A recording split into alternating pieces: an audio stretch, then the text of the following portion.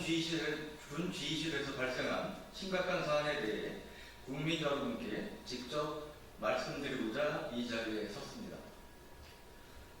저희 의원실은 최근 자신을 현역군이라고 밝힌 익명의 제보자로부터 육군 수도방위사령부내에 위치하고 있는 비온벙커 내부의 라돈 수치가 실내 공기질 기준치를 장시간 반복 초과하여 왔다는 제보를 받았습니다. 저는 즉시 국방부에 사실 확인을 요청했고, 그는 2013년부터 비온벙커의 공기질을 정기적으로 측정해 왔으며, 벙커의 일부 구역에서 실내 공기질 관리법상 기준치인 148 베크렐을 매번 초과하는 라돈이 검출되었다는 사실을 공식 확인했습니다. 문제는 단순한 수치 초과에 그치지 않습니다.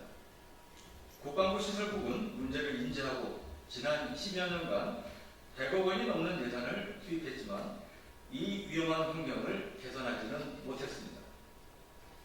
특히 2020년부터 22년까지 실태 파악 및 저감 방안 수립을 위한 전문 연구 용역을 실시했고, 2023년과 지난해에는 약 7억 8천만 원을 들여 저감시설 보강공사까지 진행했지만 최근 측정치 역시 기준치를 여전히 상회하고 있습니다. 제 옆에서 보실 수 있는 표는 최근 5년간 군이 비온벙커의 일부 지역에서 측정한 라돈 수치입니다.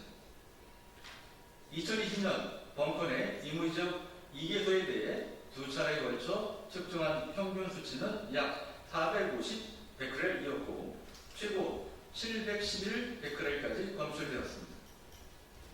지난해에는 측정 지역을 대폭 늘려 총 38곳을 측정한 결과 저감시설 보강공사의 영향으로 평균치는 많이 낮아졌지만 여전히 기준치를 상회할 뿐만 아니라 최고 706 베크렐이 검출되는 등 일부 구간에서는 변함없이 위험한 수준을 유지하고 있습니다.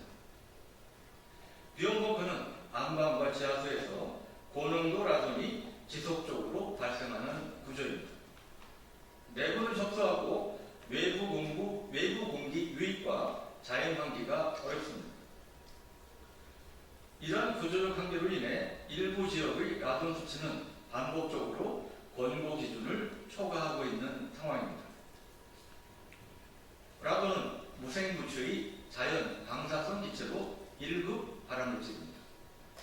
세계보건기구 WHO는 흡연 다음으로 폐암의 주요 원인으로 라돈을 지목하고 있으며, 특히 밀폐된 지하 공간에서는 지속적인 건강 피해를 유발할 수 있으니 과학적으로 입증되어 있습니다.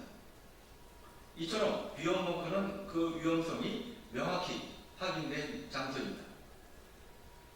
벙커 내 모든 구간에 걸쳐 공조장치를 추가로 설치하거나 공조설비의 용량을 증설하는 것이 가장 효과적인 저감 방안이지만 공간구조적으로 사실상 매우 어려운 상황입니다. 또 공조장치를 완벽히 보완하더라도 일부 장치가 고장을 일으킨다면 해당 구간은 고스란히 고농도 방사능 노출 위험에 놓이게 됩니다. 우리나라의 대표적인 라돈 전문가이자 비온벙커를 직접 방문해 그 구조를 확인한 경험이 있으신 조승현 연세대 명예교수도 비온벙커는 천연적으로 라돈이 다량으로 발생하는 지역에 위치해 있고, 벙커 내부 구조가 워낙 복잡하고 협소한 구간이 많아 내부 전체를 자연환기하기에 불가능한 지역이며, 단순히 공조기 증설만으로 라돈 수치를 낮추는 해결 방안은 한계가 있다는 의견을 제시하셨습니다. 비온벙커는 전시 대통령이 주의하는 국가 전략주의 핵심 시설입니다. 매년 한미연합연습이 열리는 공간이기도 하며 미군 일부도 이 공간에서 함께 훈련합니다. 그럼에도 국방부는 주한미군 측에 비정상적인 라돈 수치에 대해 통보조차 하지 않았습니다. 한미동맹 정신을 훼손할 수 있는 행태입니다. 더욱 놀라운 점은 지난해 10월 창설된 전략사령부 일부 참모부 요원 약 40명이 비원 벙커에 상주하며 근무했었다는 사실입니다. 국방부는 사전에 전략사 지휘부에 라돈 수치 초과 사실을 공식적으로 알리지 않았고, 이 사실을 몰랐던 전략사는 공조기를 평균 약 30% 수준으로만 가동한 상태에서 우리 장병들을 3개월가량 고농도 라돈에 무방비 노출시켰습니다. 원인 모를 두통과 피로가 심하다는 전략사 벙커 근무자들의 호소가 이어졌고, 장병들 사이에서 라돈 수치가 비정상적으로 높다는 얘기가 공공연하게 입소문을 타기 시작했습니다. 결국 지난해 11월 한 간부의 배우자가 나서 국민신문고에 민원을 제기하는 상황까지 벌어졌습니다. 민원인은 남천이라는 벙커에서 라돈 수치가 300 이상 나왔는데 이것이 정상적인 근무 여건이냐라고 절규했습니다.